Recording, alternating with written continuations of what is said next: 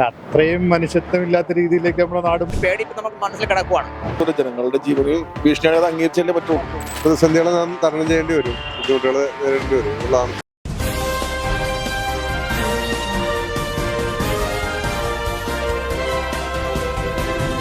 നേരത്തെ കാണപ്പെട്ടതും എന്നാൽ ഇപ്പോൾ നമ്മുടെ ഇടയിൽ വ്യാപരിക്കുന്നതുമായ വേറൊരു വൈറസ് ഉണ്ട്, HMPV. ഇത് അപകടകാരിയാണോ? എത്രത്തോളം നാം അതിനെ കാണണം, വീക്ഷിക്കണം? കേരളത്തിൽ അത് എത്തിയോ?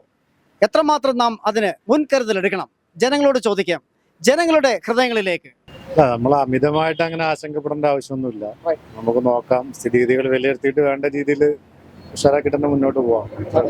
ഇതുവരെയുള്ള വിലയിരുത്തലില്ല, നമ്മൾ സോഷ്യൽ മീഡിയയിൽ അത് പ്രധാനപ്പെട്ട ന്യൂസ് ചാനലിലും കണ്ട സ്ഥിതിക്ക് ഇതുവരെ അത് ആശങ്കപ്പെടേണ്ട രീതിയുണ്ടോ? മരണസംഖ്യ കൂടുമ്പോൾ ലോക്ക്ഡൌണിലേക്ക് വരുമ്പോൾ നമ്മൾ കേരളത്തിൽ ഇപ്പം പ്രത്യേകിച്ച് കേരളത്തിൽ ഇത് വന്നിട്ടില്ല. അപ്പം നമ്മൾ അതിനെ എങ്ങനെയാണ് നമ്മളിപ്പോൾ കാണുന്നത്? അല്ല, അതാണ് ഞാൻ പറഞ്ഞത്. കാരണം നമ്മളിത് ഭയങ്കര ഭയപ്പാടോടുകൂടി ജനങ്ങളുടെ മനസ്സിലേക്ക് അമിതമായിട്ട് നമ്മൾ ഒരു ആശങ്ക ഉണ്ടാക്കി അവരെ ഭയചകിതരാക്കി മാറ്റേണ്ട ആവശ്യമില്ല.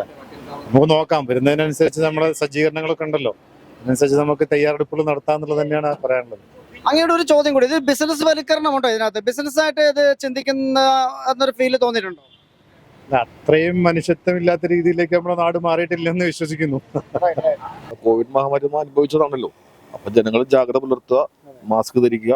ഞാൻ മാസ്ക് ധരിച്ചിട്ടില്ല എങ്കിലും പിന്നെ അതിലൊരു നമ്മൾ ഇനി മുൻകരുതൽ എടുക്കുക, സർക്കാരും മുൻകരുതൽ എടുക്കുക എന്നുള്ളതാണ് എനിക്ക് പറയാനുള്ളത്. കേരളത്തിൽ വന്നിട്ടുണ്ട്, എത്തിയ റിപ്പോർട്ടുകളെല്ലാം പറഞ്ഞോ?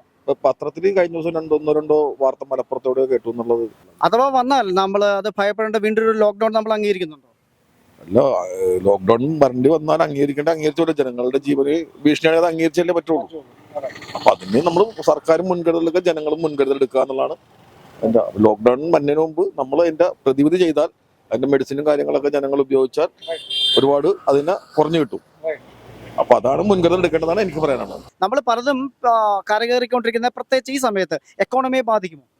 മിക്കവാറും എല്ലാത്തിനും ബാധിക്കും, സാമ്പത്തികത്തിനെ ബാധിക്കും, ജനങ്ങളെല്ലാവരെയും ബാധിക്കുന്ന. എല്ലാവരും ഇപ്പൊ ഒരുമാതിരി പ്രശ്നങ്ങളിലാണ്. അപ്പൊ തന്നെ ഏകദേശം അറിയാലോ, സാമ്പത്തികം വളരെ മോശമാണ്. എല്ലാവരും, ഒരാളുടെ കയ്യിലും 10 പൈസ ഇല്ല. അതിന് അപ്പൊ ആ ഒരു ഇനി ഇതൊരു മഹാമാരിയുടെ വന്ന ജനങ്ങളാകെ വിഷമത്തിലാവും. എല്ലാവരും പിന്നെ ആത്മഹത്യ ചെയ്യേണ്ട, രോഗം വരേണ്ടി വരില്ല, ആത്മഹത്യ ചെയ്യേണ്ട ഗതികളിലാണ് ജനങ്ങൾ. ഈ HMPV എന്നുള്ള വൈറസ് പടർന്നു കയറിയാൽ, കേരളം ജനസാന്ദ്രത വളരെ കൂടുതലുള്ള ഒരു സംസ്ഥാനമാണ്, അതിന് ഫലപ്രദമായി പ്രവർത്തിക്കാൻ ഇപ്പോഴത്തെ ഭരണകൂടം മതിയാമോ? ഭരണകൂടം മതിയാവുന്ന ഭരണകൂടം അതിനടുത്തുള്ള ഇതെടുക്കുക എന്നുള്ളതാണ്. അതിന് ആരോടാണ് അതിന്റെ ഒരു കൺസൾട്ടൻസി ചെയ്യേണ്ടത്? അവരോടത് ചെയ്തിട്ട് ആ മരുന്നിനെ ഈ രോഗത്തെ പ്രതികരിക്കാനുള്ള എന്തെങ്കിലും മരുന്ന് കണ്ടുപിടിക്കുകയോ ജനങ്ങളിലേക്ക് അത് എത്തിക്കുകയോ പെട്ടെന്ന് തന്നെ അത് മുൻകരുതൽ എടുക്കണമെന്നാണ് എനിക്ക് പറയാനുള്ളത്. വെച്ചിട്ടുണ്ടെങ്കിൽ ഇനി കോവിഡ് പെട്ടെന്ന് വന്ന പോലെ പെട്ടെന്നൊരു ലോക്ക്ഡൌൺ കൂടി വന്നു കഴിഞ്ഞാൽ ജനങ്ങളാകെ അവശരായി പോകും. ഒരു വാക്സിൻ കൂടെ താങ്ങാനുള്ള ഒരു ശേഷി അല്ല, ഇപ്പൊ 2 വാക്സിൻ താങ്ങിയിട്ട് ആൾക്കാർ ഇപ്പോഴേ 40-45 വയസ്സോടെ തന്നെ ചത്തുപോകണാണ്. ഇനി ഒരു വാക്സിൻ ആകുമ്പോഴത്തേക്ക് ഇനി ചെറിയ കുട്ടികൾ വരെ ഇല്ലാതായി പോകും. നമുക്ക് ഈ ഭൂമിയിൽ ആരും ഇല്ലാത്ത കണ്ടീഷനിലേക്ക് എത്തിപ്പോകും. വാക്സിനോട് എനിക്ക് താല്പര്യമില്ല. അത് പറയാൻ പറ്റത്തില്ല, മുന്നോട്ട് പോകുന്ന പോലെ ഇരിക്കും. തന്നെ എല്ലാം ഷോവായിട്ട് ഒന്ന് റണ്ണപ്പായി വരുന്നതേ ഉള്ളൂ. അതിലൂടെ അടുത്തും കൂടെ വന്നു കഴിയുമ്പോൾ പാടാണ്. കേൾക്കുമ്പോൾ പേടിയുണ്ട്. ഇത് എന്താണ് ഇന്ന് വന്നു കഴിഞ്ഞാലേ അറിയാൻ കഴിയുള്ളൂ. അപ്പൊ അത് എന്താണ്, അതിനെക്കുറിച്ചുള്ള അറിവ് നമുക്ക് ഇതുവരെ കിട്ടിയിട്ടില്ല. അത് വരുന്നത് എന്താണ്, എങ്ങനെയാണ് വരുന്നതെന്നോ, അത് ഫസ്റ്റിൽ അതിന്റെ റിയാക്ഷൻ എങ്ങനെയാണെന്നോ ഇതുവരെ അറിവ് കിട്ടിയിട്ടില്ല. അപ്പൊ അങ്ങനെ ഒരു പേടിയുണ്ട്. ഇപ്പൊ ബാംഗ്ലൂരോ ഇവിടെ ഒരാൾക്ക് ഒരു കുഞ്ഞിനെന്തോ വന്നിട്ടുണ്ടെന്ന് പറഞ്ഞു, റിപ്പോർട്ട് ചെയ്തിട്ടുണ്ട്. അപ്പൊ ഇന്നലെ ന്യൂസിൽ ഒരെണ്ണം റിപ്പോർട്ട് കണ്ടായിരുന്നു. അപ്പൊ ഇതെങ്ങനെ വരുന്നെന്നോ, ഇതെന്താണ് ഇതിന്റെ ഒന്നും അറിയത്തില്ല. പേടിയിലാണ്, ആശങ്കയുണ്ട്. അതുപോലെ ഇത് കഴിഞ്ഞ പ്രാവശ്യം വന്നു. അപ്പൊ ആ ഒരു പേടി ഇപ്പൊ നമുക്ക് മനസ്സിൽ കിടക്കുവാണ്. ആ ഒരു ബിസിനസ് ഒക്കെ നമുക്ക് ഡെവലപ്പ് ചെയ്യാൻ വരാൻ കഴിഞ്ഞിട്ടില്ല ഇതുവരെ. അപ്പൊ ഇനി വരുമ്പോ എന്താണെന്ന് അവസ്ഥ എന്ന് അറിയാൻ പറ്റില്ല. അതെ, ഗവൺമെന്റ് അതിനകത്ത് ശക്തമായിട്ട് ഇടപെടുന്നുണ്ട് എന്നാണ് നമുക്ക് മനസ്സിലാക്കാൻ സാധിക്കുന്നത്. അപ്പൊ അതിനകത്ത് കേന്ദ്ര ഗവൺമെന്റ് ആണെങ്കിലും സംസ്ഥാന ഗവൺമെന്റ് ആണെങ്കിലും ശക്തമായ നിലപാടുകൾ എടുക്കും എന്നുള്ള പ്രതീക്ഷയാണ് നമുക്കുള്ളത്. അതിനകത്ത് ഇത്രയും നമ്മൾ അതിജീവിച്ചു, പല കാര്യങ്ങളും കേരളീയരായ നമ്മൾ അതിജീവിച്ചു. ഇനി ഒരു വൈറസ് ബാധ നമുക്ക് താങ്ങാൻ കഴിയുമോ? ഒരു ലോക്ക്ഡൌണോ അല്ലെങ്കിൽ അടച്ചുപൂട്ടലോ നമുക്ക് ഇനി താങ്ങാൻ കഴിയുമോ? പലതും കരയേറി നമ്മൾ വന്ന് ഒന്ന് അള്ളിപ്പിടിച്ച ഒരറ്റത്ത് എത്തിയതേ ഉള്ളൂ.